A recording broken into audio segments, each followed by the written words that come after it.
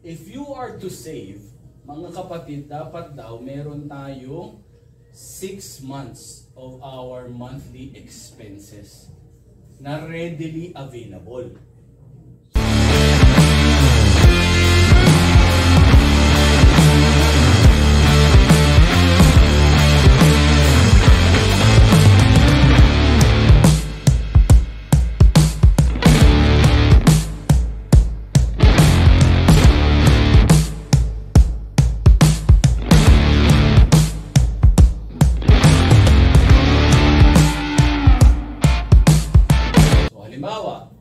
Ang monthly expenses ko sa bahay, halimbawa 10,000 pesos.